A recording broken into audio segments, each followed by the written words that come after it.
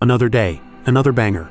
Today we'll be watching the complete movie timeline of the RoboCop franchise. This will be in chronological order and start from the latest installment of RoboCop followed by the originals. There will be a total of 4 movies, and without further ado, make sure you sit back, relax, and as always enjoy the recap. The year is 2028, and for a long time the multinational company named Omnicorp has been supplying the military with highly advanced machines. These bots maintain security worldwide, using scanners to instantly identify whether someone poses a threat.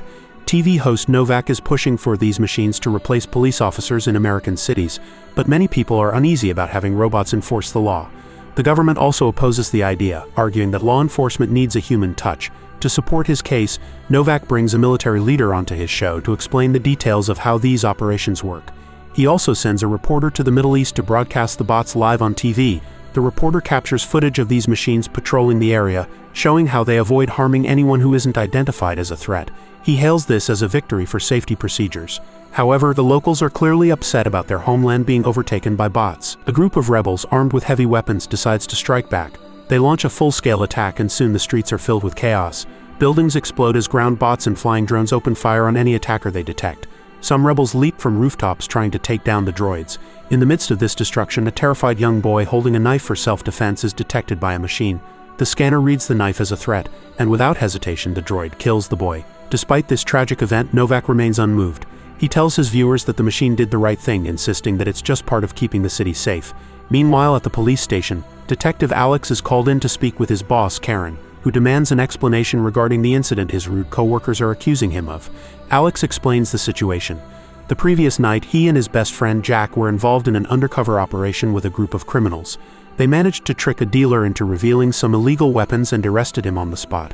However, later on, when Alex checked the evidence locker, the weapons they had confiscated were missing, and no paperwork had been signed. This could only mean that a corrupt cop had taken them out. Determined to get to the bottom of it, Alex and his partner went undercover again, this time meeting with the gang leader at a restaurant. But the meeting was cut short when the leader received a call, warning him that Alex was actually a cop.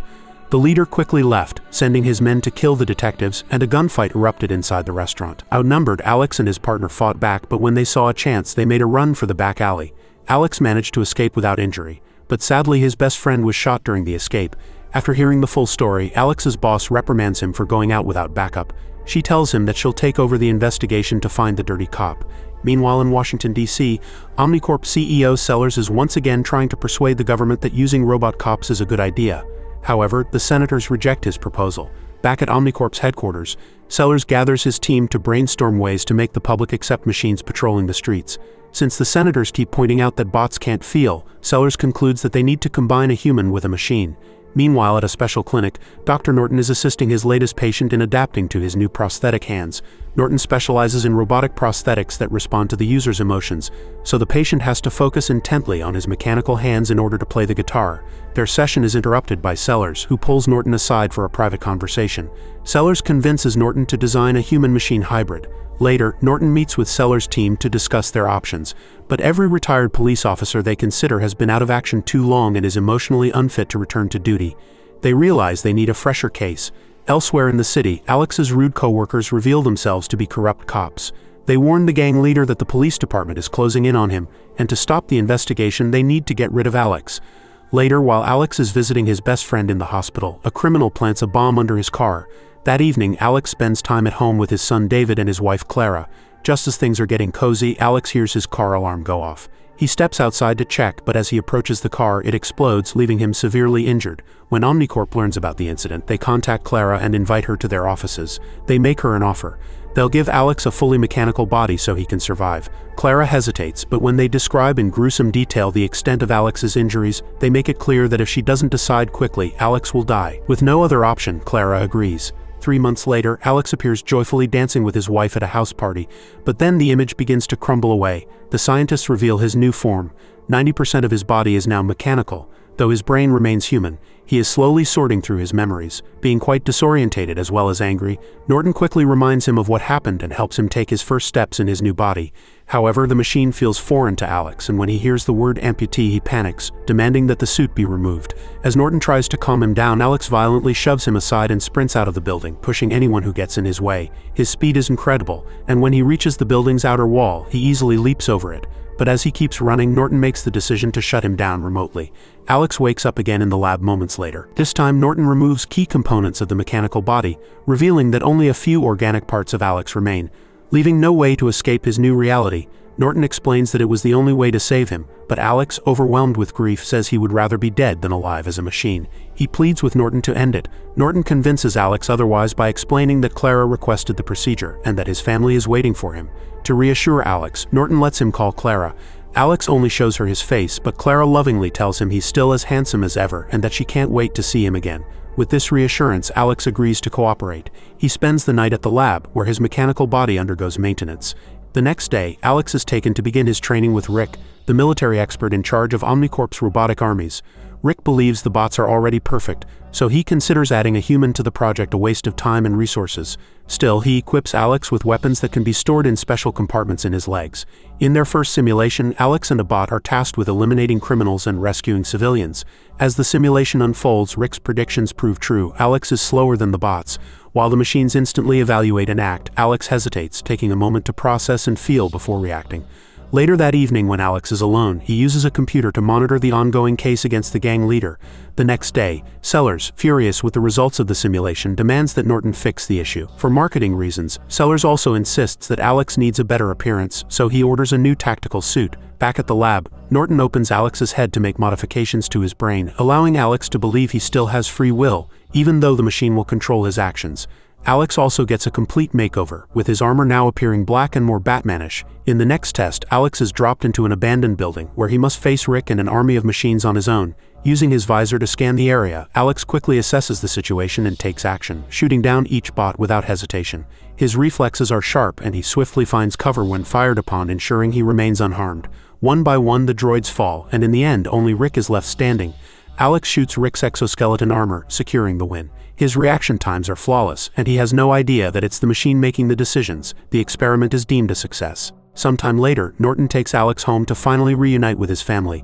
Alex is nervous and takes a moment to gather his courage, but as soon as Clara sees him, she rushes to hug him without hesitation. David, a bit cautious at first, warms up when Alex lets him touch the cool mechanical parts, and soon David is excited, telling Alex he's been recording games for them to watch together. Unfortunately, Alex can't stay long, as he needs to return to the lab for overnight maintenance. Back at the base, Alex is reunited with his best friend who is fully recovered. Alex promises to catch the people responsible for his injuries. A few days later, Sellers is eager to introduce Alex to the public at a grand event. Norton begins transferring a vast database of crimes and criminals dating back to 2011 into Alex's system. Alex also gains access to every security camera in the city. The sheer volume of information overwhelms his brain, and when he sees the footage of his car explosion, he has a seizure and passes out. Norton advises against holding the press conference, but the Omnicorp team pressures him to resolve the issue quickly. With no other choice, Norton suppresses Alex's dopamine levels to 2%, turning him into a cold, calculating machine. Once this is done, they are able to complete the data transfer without further problems. At the public event, Alex focuses solely on his duty, ignoring Clara and his friends, now only seeing faces as either criminals or civilians, not as loved ones. As he steps on stage, his scanner rapidly analyzes the crowd, and he identifies a criminal standing just 2 steps away from the police. Alex immediately leaps into the crowd, apprehending the criminal in seconds without harming anyone. The crowd begins to admire him for his efficiency, and Novak uses this incident to argue that machines are superior to humans, pointing out that the police were standing right next to the criminal and didn't even notice. Meanwhile, Clara is deeply upset that she and David aren't allowed to speak to Alex. In fact, Alex is being denied any real personal life. Norton reassures Clara, explaining that this is just a side effect of the medication and that Alex will improve soon. The next day, Alex returns to duty at the station and boldly announces that he will catch 13 criminals by the end of the day. Despite his friend's concerns, he grabs a bike and uses his access to the database and surveillance cameras to track down a group of dealers. While most of the group scatters, Alex manages to capture one dealer and intimidates him into revealing the location of their base of operations. Shortly after, Alex arrives at an illegal drug lab and charges into the building on his bike, shooting down criminals with ease. The bullets they fire at him have no effect, and even those who try to ambush him from behind are quickly detected by his scanners and neutralized. The Omnicorp team is thrilled with the results, and Sellers grants Rick full access to monitor Alex for safety. Over the next few days, Alex becomes a citywide hero, stopping crime at every turn. Novak takes advantage of the situation, inviting Sellers onto his show to showcase Alex's success. When a senator tries to object, Novak simply cuts him off, pushing the narrative that the American public is warming up to the idea of robot law enforcement. Meanwhile, the corrupt cops meet with the gang leader to plot a way to eliminate Alex, whose relentless crime fighting is making their lives difficult. Sometime later, Clara takes a risk and runs through traffic to confront Alex. Begging him to show some emotion, she pleads with him to be there for their family, explaining that David is suffering from night terrors and desperately needs his father. At first, Alex seems unmoved, but as he rides away, his robotic mind begins processing the situation differently. He accesses security footage and discovers that David witnessed the car explosion, leaving him deeply traumatized. This revelation stirs Alex's human side, and slowly his brain starts to undo the emotional suppression Norton had put in place. He becomes furious, realizing how much his family has suffered because of him, and vows to make things right. The team at the lab notices this shift in Alex's behavior through his tracker and considers shutting him down. But Norton insists on letting it play out, as Alex is technically still solving a crime, his own. Alex uses footage from multiple nearby cameras and reconstructs the day of the explosion, watching the moment Clara and David witnessed his car blow up. With the few clues he gathers, Alex tracks down a man who worked with the gang leader. He drags the man from his car window and breaks his hand, stepping on it to inflict more pain. The criminal finally cracks and gives Alex the phone number of the gang leader's driver. After triangulating the signal from the last call, Alex pinpoints the gang's exact location. As he heads there, word spreads through the police station that Alex is out solving his own case, and soon the gang leader is warned that Alex is coming for him.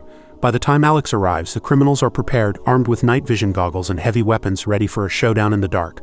Alex bursts in on his bike, activating his own night vision, and a gunfight erupts. Despite the overwhelming number of criminals and the barrage of gunfire, Alex moves through the base with ease, taking out anyone in his path.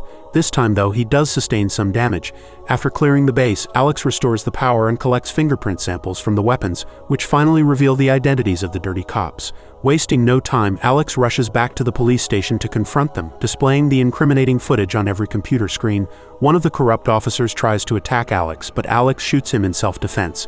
The other, terrified, confesses that their boss orchestrated everything, but Alex shoots him anyway.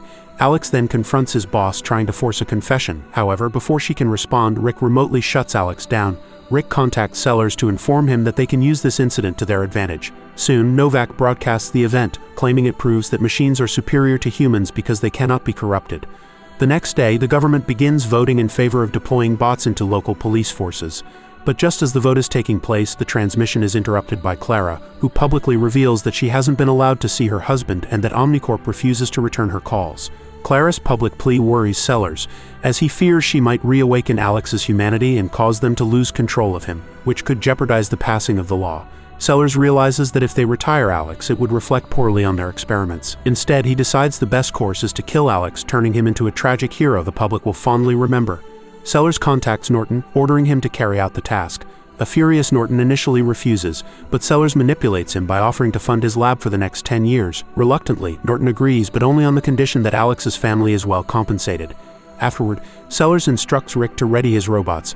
As the law is approved by the senators, Sellers meets with Clara and David, convincing them that Alex is already dead. At the lab, Norton arrives to find soldiers demanding to see Alex. They open fire, forcing Norton to flee.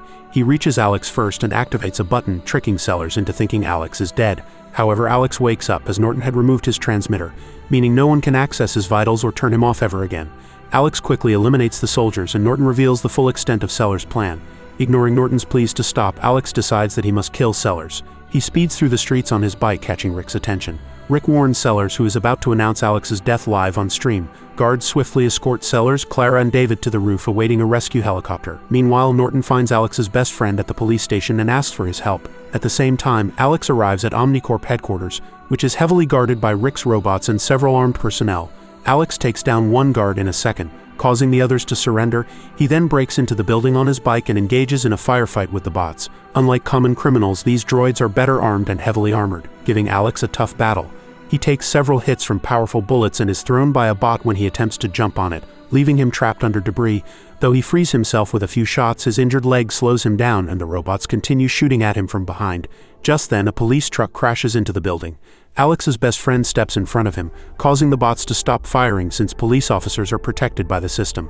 This gives Alex the chance to escape down a back corridor. Deeper inside the building, Alex encounters Rick and attempts to shoot him, but the system classifies Rick as non-threatening, preventing Alex from pulling the trigger. Rick taunts him with warning shots, and just as he prepares to finish Alex off, Jack arrives and kills Rick first but is also shot. Alex assures his friend that the wound is non-fatal and heads to the roof. When the helicopter sees him, it flees without picking up the group. Confident that Alex won't harm him due to his non-threatening classification, Sellers taunts Alex. However, when Sellers threatens Clara and David, Alex's deep love for his family allows him to override his programming. He shoots Sellers, killing him as the man fires back. Alex collapses, but his family rushes to his side and he reassures them that he's fine. Sometime later, Norton restores Alex's original prototype body and informs him that he's now free to spend time with his family. Meanwhile, news reports show that the government has decided against deploying robots on the streets, canceling the law entirely, especially after Norton testifies and admits to his mistakes. Novak is furious that this mother is a huge, hot, heaping pile of horse. Nonetheless, he still claims that the USA is still the greatest country in the world and bids his audience farewell. A local news station reports on the tragic deaths and injuries of several police officers. Omni Consumer Products, or OCP, is the corporation responsible for running the Detroit Metropolitan Police Department. Richard Jones, the president of OCP, coldly states that officers unable to handle the risks should consider finding a new line of work. Clarence Boddicker, a notorious crime boss in Old Detroit, is the main suspect behind the recent police killings. At the Metro West Precinct, two lawyers pester Sergeant John Reed until he loses his patience and throws them out. As they leave, Alex Murphy, a cop newly transferred from the Metro South Precinct, reports to John and gears up for his first day on the job. In the locker room, the police staff grumble about the new management. One officer even suggests they plan a strike. Unfortunately, John walks in just as this conversation takes place. Somberly, John removes the nameplate from Officer Frederickson's locker, the officer who was killed in the recent attacks. Silence fills the room as he announces the upcoming funeral. He then addresses the talk of a strike, warning that the city would collapse without the police force. In the precinct lobby, Murphy watches as a fugitive and an officer get into a fight. Officer Ann Lewis delivers a punch, catching Murphy's attention. She turns out to be his new partner, and the two head out on patrol, lightheartedly chatting as they drive through the streets. At OCP headquarters, the CEO unveils a model of Delta City, a development plan for Old Detroit to eliminate crime and displace unwanted communities. Bob Morton is the first to applaud. Richard Jones then steps up to present his vision for the Detroit Police Department. He boasts of creating a cop that never needs rest, a superior enforcer. He introduces ED-209, a massive machine that enters the room, impressing and unsettling the board members. Mr. Kinney volunteers for the demonstration, aiming a gun at ED-209. The machine demands he drop the weapon, which he does, but it continues to threaten him. Engineers scramble to shut it down as Kinney seeks refuge behind the board, but they push him away, leaving him defenseless as ED-209 guns him down. As the others deal with the chaos, the CEO expresses disappointment in the project. Richard downplays the failure, calling it a minor setback, but the CEO dismisses the excuse. Bob Morton takes the opportunity to mention the RoboCop project. Despite Richard's protests, the CEO gives Bob a chance. Bob explains that he already has police department candidates and promises a prototype in 3 months, leaving Richard furious. In the streets of Detroit, Murphy practices his gunslinging tricks, having learned them to impress his son. They hear a robbery announcement on the radio and head toward the scene. Inside the robber's van, Clarence scolds his crew for burning the stolen cash. A chase ensues with Murphy and Ann in pursuit, but the van is too slow to escape the police. Clarence orders the driver to slow down. Murphy, ready with guns in hand, approaches. Clarence and his crew brace themselves, opening the van doors to an empty road. As Murphy pulls up beside them, a highway shootout begins. Murphy hits one goon in the leg, prompting a barrage of return fire. Clarence hurls the injured goon toward the police car, smashing the windshield and causing Ann to lose control. Murphy pushes the body away and continues the chase. They arrive at an abandoned mill with no backup and find the van empty with Clarence's crew nowhere in sight. The two split up to cover more ground, moving through shadows and searching the area. Ann spots Joe, who's caught off guard while relieving himself. Her bubblegum pop interrupts him and he turns around, hands up. Distracted, Ann lets Joe shove her over the railings. Meanwhile, Murphy overhears the goons discussing their plans. He sneaks up on Emil and another man watching TV, holding them at gunpoint. The other goon reaches for a shotgun but gets shot. Emil surrenders. Ann hears Murphy reporting in on the radio, but the rest of the crew ambushes him. Emil knocks his gun away, leaving Murphy surrounded by shotguns. Clarence steps in, taunting Murphy and striking him while mocking him with robotic sounds. The crew laughs as Clarence blows off Murphy's hand. A wounded Murphy tries to flee, but they unload on him. Clarence delivers a final shot to the head before leaving. Ann arrives to find Murphy bleeding out on the floor. Medical professionals surround a helicopter carrying the critically injured policeman, rushing him inside to the operating room. They quickly transfer him to the table, desperately trying to revive him. As the doctors fight to keep him alive, Murphy experiences flashes of his life, seeing moments with his wife and son. Darkness finally takes over as the doctors fail to save him. Time passes and static flickers on a screen as scientists come into view. Bob and his colleague discuss final adjustments for the RoboCop project. After months of development, Bob gazes proudly at his creation. The day arrives for Bob to unveil RoboCop to a group of executives who respond with enthusiastic applause. At the precinct, Bob and his team arrive, causing a stir among the officers, much to John's irritation, but his frustration turns to silence as the metallic sound of RoboCop's footsteps echoes through the entrance, drawing everyone's attention. Officers rush to follow RoboCop while the head engineer begins showing off RoboCop's capabilities. He leads them to a machine that dispenses RoboCop's food and conducts tests to ensure his prime directives are functioning properly. On RoboCop's screen, his 3 directives are displayed, with a mysterious 4th directive marked as classified. At the gun range, Anne practices her shooting skills, but her attention shifts to a metal hand nearby, firing with pinpoint accuracy. Everyone watches in awe as RoboCop effortlessly destroys the target. Bob, brimming with pride, asks John for the keys to RoboCop's vehicle, and without even looking, RoboCop catches them. Like a proud father, Bob admires his creation. RoboCop heads out into the city, instantly making the streets of Detroit safer. In a convenience store, a man walks in pretending to buy a magazine, but soon pulls a gun on the cashier, demanding all the money.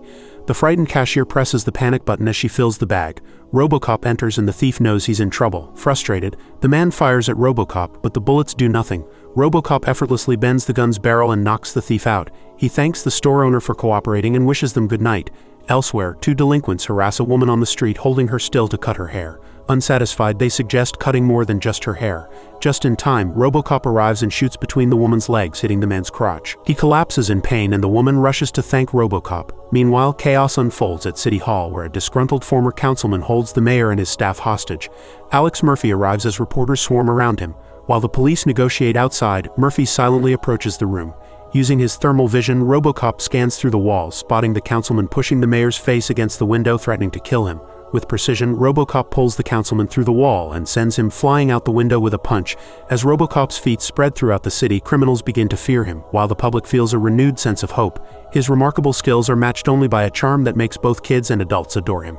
The news anchor reports on OCP's construction of Delta City. Bob, now the new vice president of OCP, proudly tells the media that RoboCop will soon wipe out all crime in Old Detroit. In the bathroom, Bob and a colleague discuss his recent successes, gossiping about how Richard has lost his edge. As the other employees leave, a toilet flushes and Richard steps out of a stall. He congratulates Bob, reminding him that he, too, once badmouthed his superiors but knew never to cross the line. Richard chastises Bob for ruining his ED-209 plan, but Bob remains calm, stating that RoboCop is superior. Richard, unimpressed, threatens Bob, warning that he'll regret making an enemy out of him. At the precinct, RoboCop undergoes maintenance, but something goes wrong. He begins to twitch and the machine's readings fluctuate wildly. Suddenly, memories of Clarence and his gang flash before RoboCop's eyes, recollections of the day they killed him. The engineers finally notice his distress as his visions play out on the display. Without warning, RoboCop stands up and begins walking out, ignoring commands from his creators. In the corridor, he passes Anne, who quickly runs after him, attempting to introduce herself. She recognizes him as Murphy, but RoboCop turns away. The lead engineer, frustrated, yells at Anne to stop the cyborg. RoboCop leaves the precinct, and the engineer blames Anne for letting him go. At a gas station, Emil robs a young attendant who's studying at the counter. As RoboCop approaches in the distance, Emil taunts the bookish attendant, mocking him by saying that being smart won't protect him from a bullet. The two exchange threats, and Emil suddenly realizes that RoboCop is Murphy. In a panic, Emil shoots at a gas hose while RoboCop stands motionless, seemingly malfunctioning. Emil flicks his cigarette at the gas, causing a massive explosion as he drives off. Just in time, RoboCop moves and starts shooting at Emil's vehicle, causing him to crash. For the first time, RoboCop shows emotion, demanding to know who Emil is. Back at the precinct, RoboCop inserts his data spike into the terminal, accessing the criminal database. He searches for Emil and finds his accomplices, including Clarence. Digging deeper, RoboCop finds the file detailing his own murder and finally realizes who he is. Among the information, he discovers his old address. RoboCop visits the house, now listed for sale. As he walks through, memories flood back. He recalls where his family's belongings once were and envisions his son. In the kitchen, he finds a picture of his family, which he crushes in his hand as the emotions become overwhelming. He then enters the bedroom, and memories of his wife stir a rush of feelings that make him unstable. At a club, RoboCop moves through the crowd and confronts Nash, one of Clarence's goons. Quickly disarming him, Nash tries to land a cheap shot but injures himself. RoboCop then grabs him by the hair and drags him away for questioning. Meanwhile, Bob is hosting his own party when the doorbell rings. Clarence enters, gun in hand, and orders the women to leave. He shoots Bob's legs with a silencer, then plays a video from Richard Jones, blaming Bob for crossing him. Clarence reveals a grenade, pulls the pin with his teeth, and leaves Bob to crawl helplessly towards it. Bob struggles, but the house explodes, leaving Richard smiling at the destruction. At a drug factory, Clarence and his goons are packing drugs. Clarence negotiates with Sal, the factory owner, offering him money to buy the product. Sal hesitates, knowing Clarence's ruthless reputation. Clarence dips his finger in Sal's wine and Sal reluctantly drinks it. Despite Clarence's sweet talk, the situation becomes tense as both sides aim guns at each other. Unfazed, Clarence pressures Sal into agreeing. Suddenly, loud banging is heard at the doors. RoboCop bursts in, searching for Clarence. The goons open fire, but RoboCop takes no damage and systematically shoots them down, showing off his gunslinging skills. With every shot, the gang's numbers shrink. Clarence tries to flee but falls through weak material. RoboCop grabs him, recites the Miranda rights but gets interrupted by Clarence spitting on him. In response, RoboCop throws Clarence through a glass window. Bleeding and battered, Clarence reveals that Richard Jones is behind everything. RoboCop, enraged, throws him through another window, leaving Clarence even bloodier. As RoboCop lifts him by the neck, prepared to finish him off, his directives stop him from killing Clarence. At the precinct, John argues with the police staff who are planning a strike. RoboCop enters, silencing the room as he hands Clarence to the officers. Unbothered, Clarence spits on the paperwork and confidently demands his phone call. Meanwhile, Richard Jones is on a heated call with Clarence, assuring him that he'll handle the situation and get him out soon.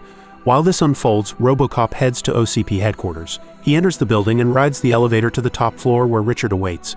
As RoboCop approaches, he replays Clarence's confession. Richard greets him casually, asking for his purpose. RoboCop declares Richard's arrest and Richard seemingly complies. As RoboCop moves closer, he begins to malfunction. Richard reveals the secret directive. RoboCop is programmed not to arrest any senior OCP officer. RoboCop struggles against the programming, but then ED-209 enters the room, unleashing a barrage of bullets and flinging RoboCop against the wall. Richard calls the police while RoboCop grabs ED's firing arm and redirects it.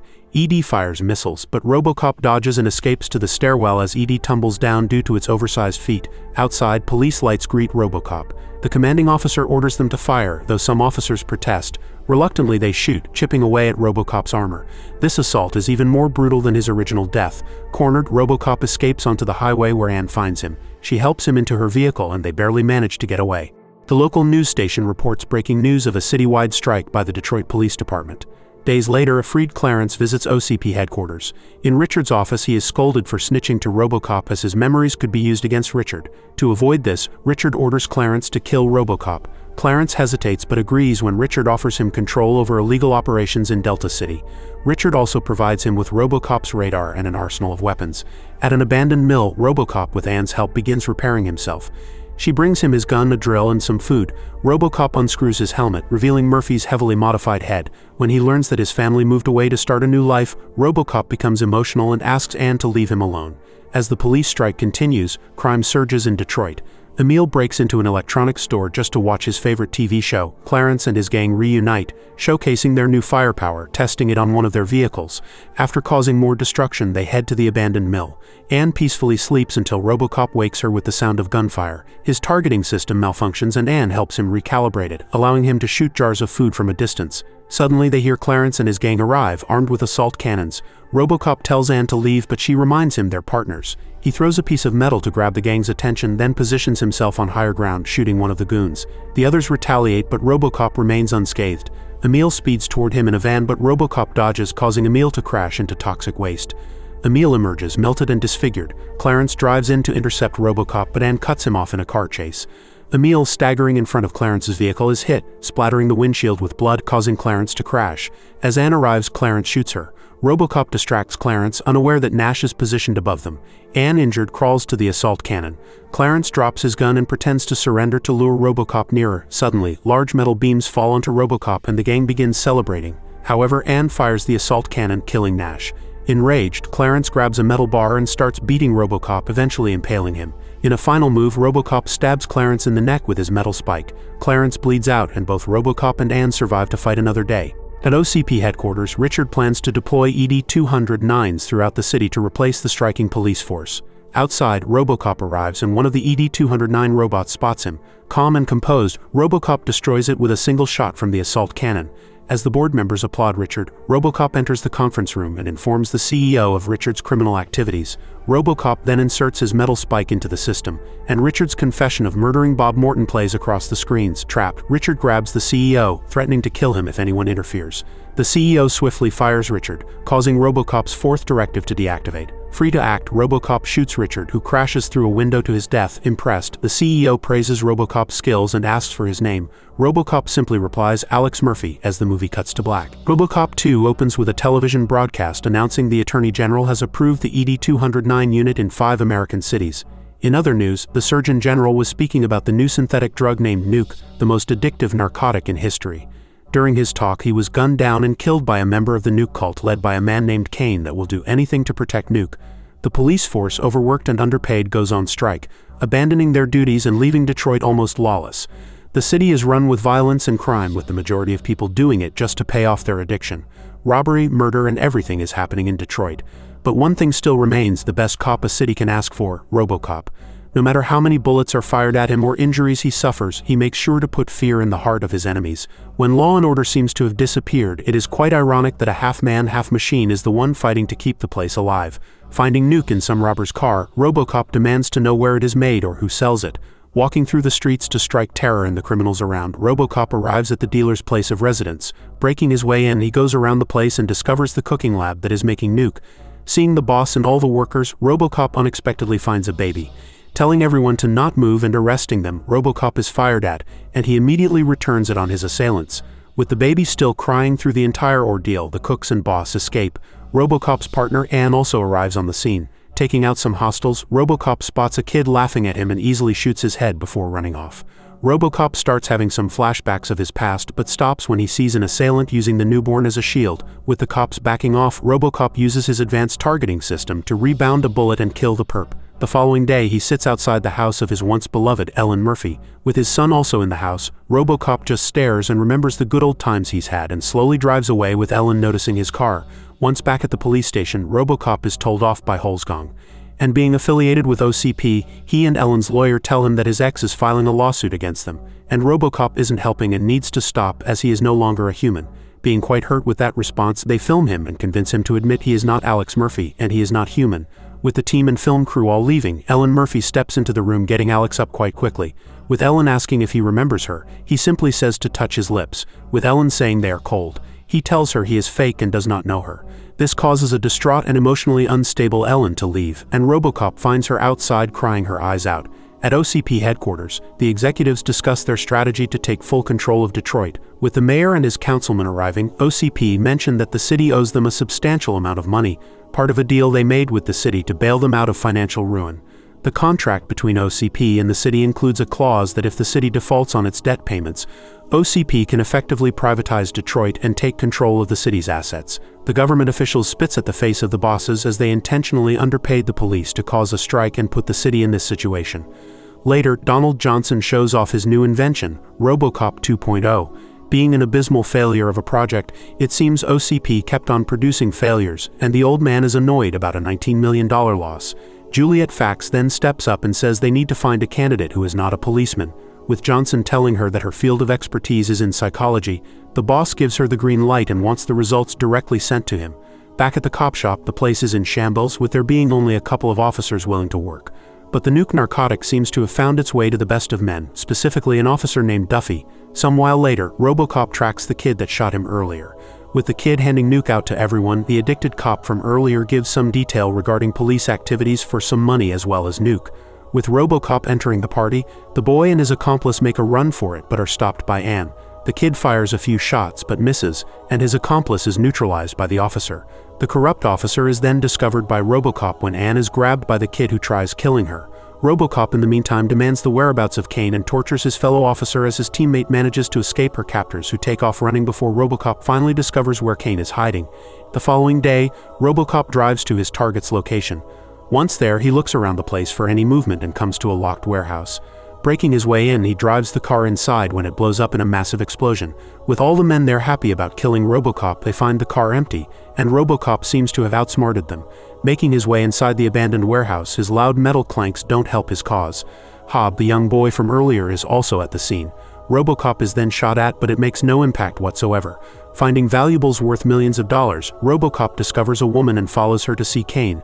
Approaching the criminal, Hobb uses a turret to detach RoboCop's hands while a woman locks him to an electrical device. With everyone coming out of hiding, Kane tells RoboCop he is just following orders and forgives him. Freeing himself and getting up, it seems the entire place was a death trap specifically made for him. Tying him down with chains, the men hack away at the cyborg. Using power tools to try and break him open, his leg comes off and they continue to torture him. With the thugs dumping and disrespecting RoboCop at the cop shop, it is a message to the city to not mess with the cult. With the whole force and all doctors at the scene, the OCP representative is told off for not doing anything to help. But nonetheless, the dog leaves RoboCop to suffer in pain. That night, Duffy is drunk when he is suddenly knocked out.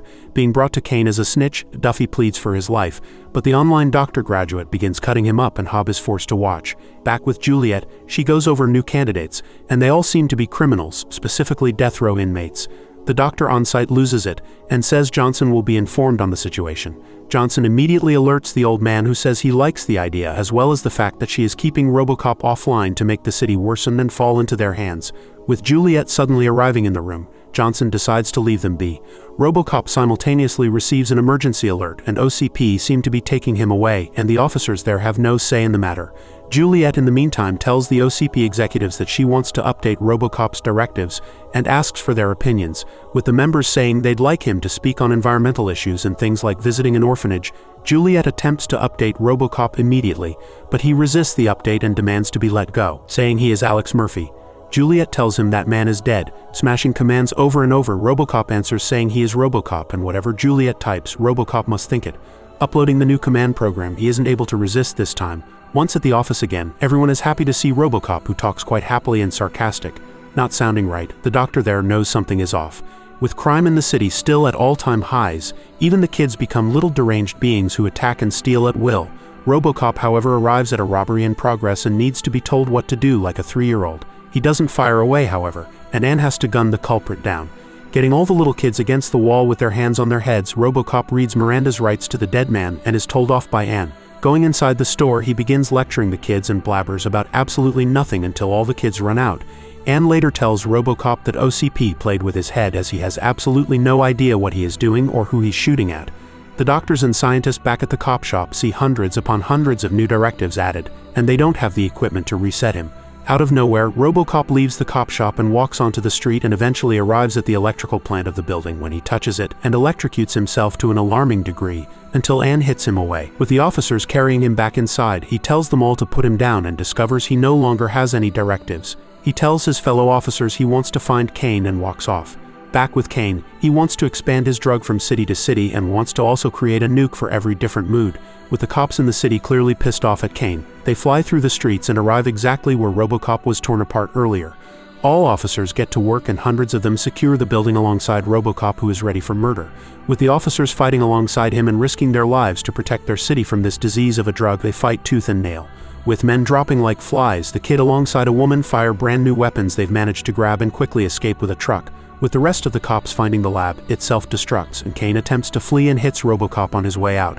But RoboCop is much stronger this time around and hangs on. Kane tries squishing him until he drops, but when this doesn't work, he smacks him off using an electrical pole. RoboCop does continue the chase in a bike though, and eventually, the two get into a standoff when they both accelerate at each other, and as you'd expect, RoboCop wins the battle and the news broadcast how $500 million in cash was found in the bust. Kane was also arrested, and it seems all the police officers are back to work.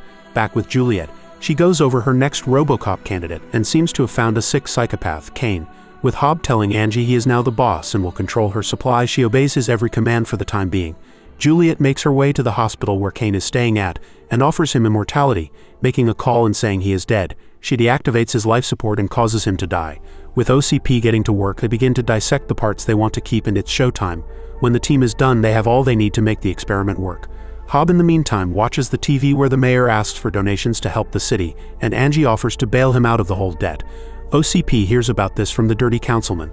The old man tells his team there must be no witnesses and they must do what they must. With that, Juliet heads to her newest experiment, and as he doesn't remember anything, he sure as hell remembers the nuke he was taking, and Juliet almost gives it to him but wants a favor beforehand.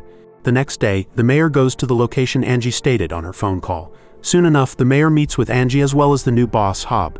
He offers to give them $50 million, in excess of $13 million on their debt, but the crew think he's messing with them and go to leave but are stopped. The mayor is then shown a fortune of wealth and he cannot believe his eyes. With a truck pulling up outside the place, it seems they all have an uninvited guest in their midst. As Hobb tells the mayor he will even win the war on crime on his behalf, all he wants is for the mayor to leave their operations alone, hence how they plan on cleaning the streets. Their conversation is cut short though, and RoboCop fires away at all the men in its sight, not remembering who or what it is. It murders everyone around it. Hobb as well as the mayor remain low and quiet, and even the councilman is killed. The robot suddenly stops firing when it sees Angie and accesses its memory record. With a screen coming out full of code, Kane's demented face appears on the screen and Angie calls him by his name and compliments him. Reaching out to her, she approaches him and touches the arm, which causes Kane to make some weird noises. He suddenly begins screaming and goes back into hiding as the bot kills Angie without remorse. Quickly rushing and discovering Hobb a distraction allows him to hide in the money-filled van. With the robot trying to shoot its way in, it suddenly spots the mayor, who smartly makes his way outside the building.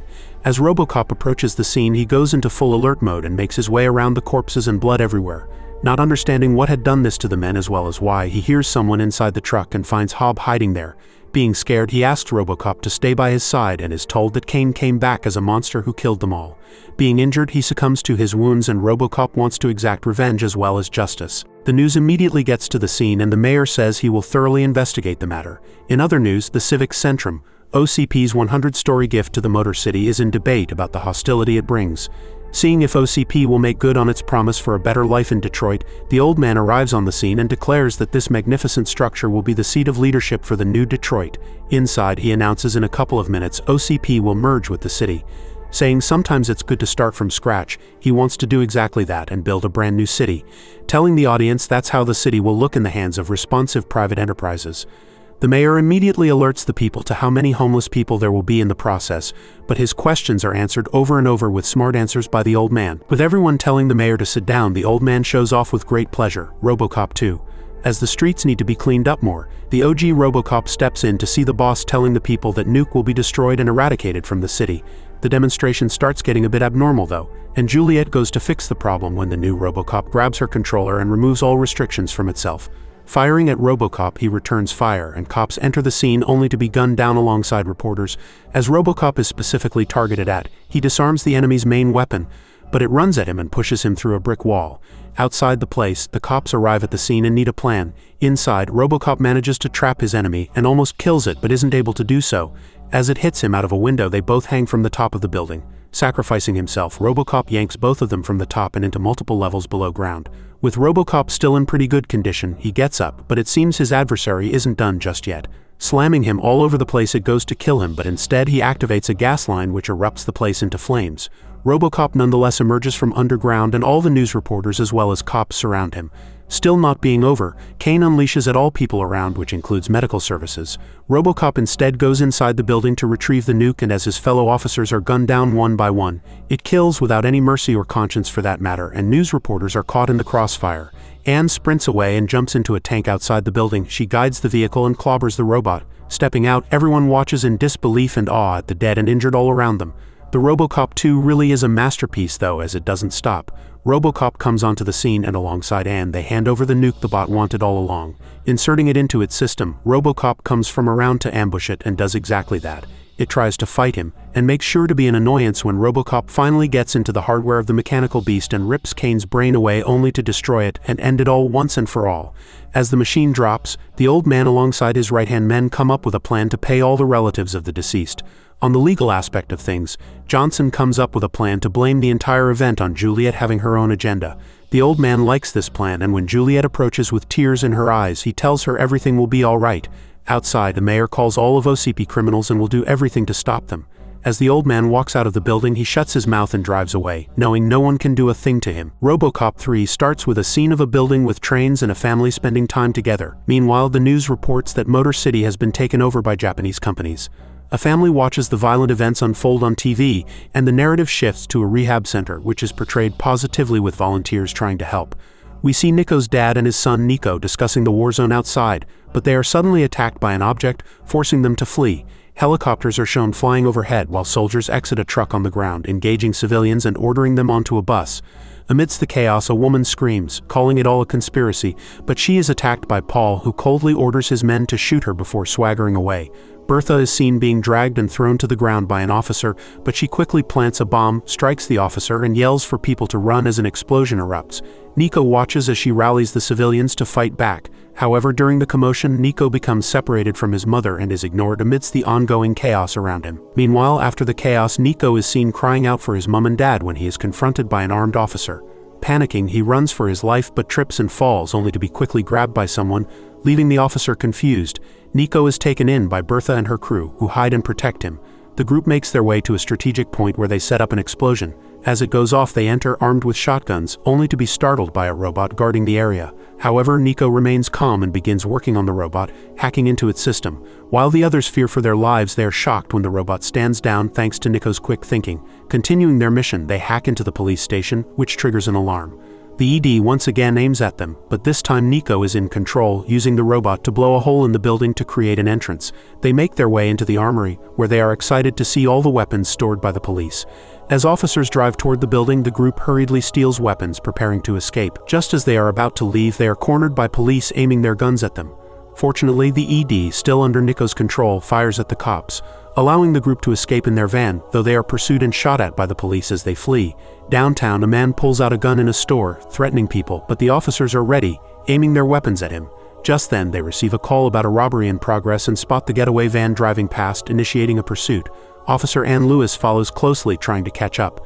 The van causes an accident to buy time but is quickly followed again. Moreno, the driver, activates all the lights, causing more chaos, and Ann's cop car flips, causing havoc. The group briefly celebrates but is soon chased by another officer. Back at the wreck, a civilian rudely confronts Ann about his totaled car. As the officers investigate the scene, they call for backup. Noticing a sign, they begin to arm themselves. Meanwhile, the civilian continues mouthing off and Ann grabs him. Suddenly, the man dies. The officers retreat as they are attacked, leading to a shootout between hooligans and the police.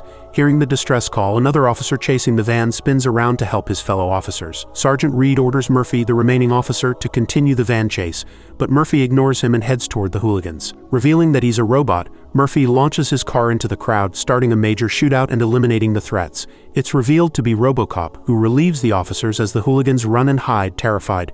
They try to burn him, but he continues his relentless pursuit, forcing them to surrender. Officer Ann and her team arrest some of the hooligans, while RoboCop engages in a brief conversation with her. Grateful for RoboCop's help, Ann gives him a lift and they drive off.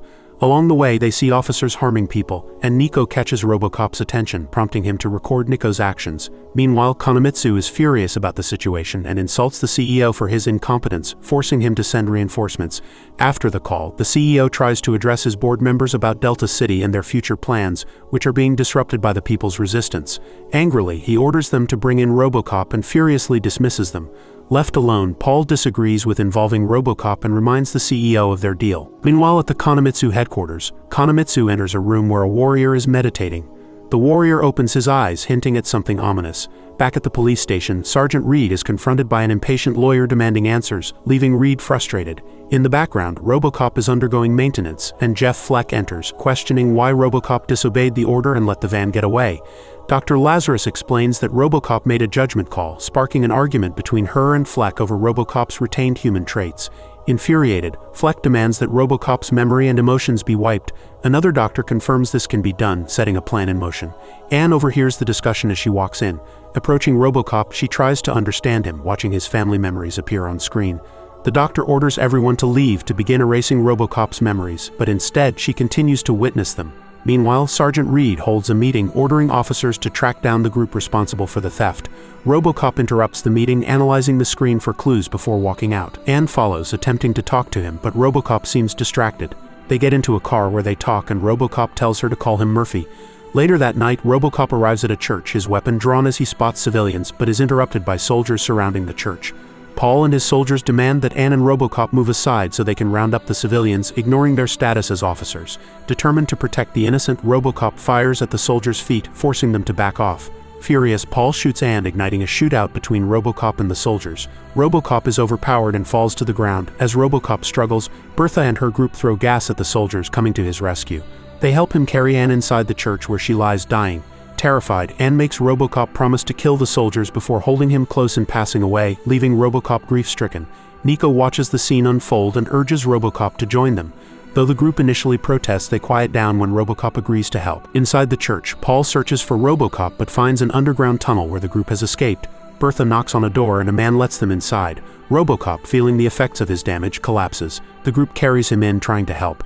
Nico pulls out RoboCop's tracker and the man disposes of it by throwing it into the water. Meanwhile, a soldier opens a manhole, triggering an explosion, sending the group into a panic. Amidst the chaos, Bertha questions Kuntz, silencing him while RoboCop stares on in confusion. Meanwhile, Dr. Lazarus receives a call from Jeff, urging her to watch the news. To her shock, she sees Paul falsely claiming that Officer Ann was gunned down by RoboCop. Disturbed, Lazarus is scolded by her boss for her failure to stop the situation. The next morning, Jeff discusses RoboCop with his partner, when suddenly a man decides to go flying. At the same time, Otomo arrives and meets with the CEO, who is planning RoboCop's arrest. After their meeting, the CEO fires Jeff, leaving Johnson to handle further matters. The CEO suggests bringing in more rehabs. Meanwhile, a building filled with women and children, hiding from their oppressors, is heavily guarded. RoboCop is undergoing repairs by Moreno, much to Bertha's frustration as they are unable to restore him to full strength. RoboCop speaks, suggesting they find Dr. Lazarus for help. Nico takes the lead, searching for Lazarus and eventually finding her at her lab. Confronted by Lazarus, Nico delivers a message from RoboCop, thanking her for not erasing his memories. In the meantime, Otomo discovers the group's hiding spot. Though confronted at gunpoint, he swiftly overpowers them but is struck in the face with a metal pole, revealing his true nature. He adjusts and kills the attacker before studying a map and leaving. Elsewhere, Zack sits quietly as RoboCop begins to wake up, sensing someone approaching. They ready themselves for a fight but are relieved when the approaching vehicle turns out to be Nico and Lazarus. Lazarus examines RoboCop, asking about his injuries and starting the process to repair him. The group works tirelessly to restore him, trying various methods to bring him back to full power. During this process, RoboCop has a dream about women and sees Ann waking up in a shock. After hours of hard work, Nico talks to RoboCop, asking about his real name, which triggers flashbacks of Murphy's past. Nico seems to grow fond of RoboCop, asking him about his parents. This sparks another flashback for RoboCop, revealing that Nico's parents are deceased. When RoboCop asks if he misses them, Nico's response saddens RoboCop, who then rests on Murphy's lap, with Murphy placing his hand on him in a comforting gesture. Lazarus watches the bond forming between the two, smiling at the connection they've developed as they enjoy each other's company. Meanwhile, downtown, Otomo steals something from a store and is confronted by a man. With a swift move, he frightens the man by revealing his katana. At the same time, the group shows Lazarus a robotic part they stole from the police station. Impressing everyone, Lazarus continues working on RoboCop, but once again he experiences flashbacks of Ann, filling him with anger. Suiting up, RoboCop recalls her plea for vengeance and sets out to fulfill his promise. RoboCop heads to the police station, shocking the officers upon his arrival, and then makes his way to the rehab center. He enters with force, using a flamethrower to burn down the facility, causing the soldiers to flee. Grabbing one soldier, RoboCop demands to know Paul's location. Meanwhile, we see Paul arguing with Konomitsu, furious that RoboCop is still alive. As Paul talks, he hears a knock and grabs his gun. It's Kuntz, Paul's spy, who enters to give him information. Back at the rehab, the soldiers grab a woman, but they are swiftly gunned down by RoboCop, who saves her. RoboCop interrogates another man who reveals Paul's location. RoboCop storms into Paul's room ready to confront him, but finds Kuntz instead. This distraction allows Paul to slip away. Determined to catch him, RoboCop commandeers a car, initiating a high-speed chase. During the pursuit, Paul and his men fire at RoboCop. RoboCop returns fire, but they launch a grenade that blows up his vehicle. Unstoppable, RoboCop continues the chase until children on the road force him to give it up. Meanwhile, back at the hideout, the group waits for RoboCop. The lights flicker, confusing everyone. Kuntz suddenly enters, betraying his comrades by pointing a gun at them. Zack quickly threatens Kuntz in response, but chaos erupts as rehab soldiers burst in. Bertha is shot as she orders the others to flee, sacrificing herself for the group. A brutal shootout breaks out between the resistance and the rehab soldiers, while Lazarus hides Nico, shielding him at the cost of her own life as she faces Paul. After the chaos, Sergeant Reed is furious over the destruction caused by RoboCop but is confronted by Paul, who demands that Reed's cops join his forces. Reed defiantly refuses, sparking a powerful moment as all of his officers follow his lead, handing in their badges in protest, leaving Paul seething with rage. The news paints RoboCop as a villain, angering one of the anchors, who forces the network to cut the segment. Meanwhile, still in hiding, Nico scans through the headquarters cameras and spots Lazarus, who angrily swears at the camera. Paul, gearing up for war, orders his men to arm themselves. Elsewhere, Zack and Moreno argue over their next move but are interrupted by an arriving army of police officers, also armed. Reed instructs the group to vacate and asks for their support to fight back against the rehab forces to protect their city. Back at the hideout, RoboCop returns to the chaotic scene just as Otomo arrives and kicks him. Otomo pulls out his katana and slices off RoboCop's arm, leaving him stunned. Meanwhile, Reed leads his officers into battle as soldiers approach. RoboCop, still battling Otomo, uses quick thinking and manages to blow Otomo's head off, finally killing him. At headquarters, Paul receives a scolding from the CEO but quickly threatens him in return. Nico, determined to help, finds Lazarus and hacks the system to broadcast a message to the public exposing the cruelty of the rehab forces. Murphy, barely holding on, hears the broadcast, motivating him to crawl toward the TV and spot the robot part Lazarus built, sparking a renewed determination. As the battle rages on, the rehab forces begin to overpower the resistance. Just in time, RoboCop arrives, flying above and blowing up the soldiers. The police and citizens cheer as RoboCop's intervention helps them win the fight. At headquarters, Lazarus grabs a weapon, preparing to defend herself from the soldiers. RoboCop confronts Paul, giving him one last chance to surrender but is soon faced with Otomo and his shadow clone. Lazarus rushes in, only to witness RoboCop knocked down by the assassins. As Paul prepares to finish RoboCop off, Nico hacks into Otomo's system, causing the two assassins to turn on each other, killing themselves. Paul, furious, reveals that the clones will self-destruct, but RoboCop acts quickly, flying away to save everyone. Paul perishes in the explosion that destroys the rehab headquarters. With the victory secured, the streets begin to clear up. Konomitsu arrives with the CEO, who attempts to bargain with him again, but Konomitsu fires him on the spot. In a final moment, Konomitsu faces off with Murphy but ultimately bows his head in respect, acknowledging he is RoboCop. Thanks for staying until the end. I'd greatly appreciate some love for the time and effort it took to create this video, and as always, stay awesome and take care.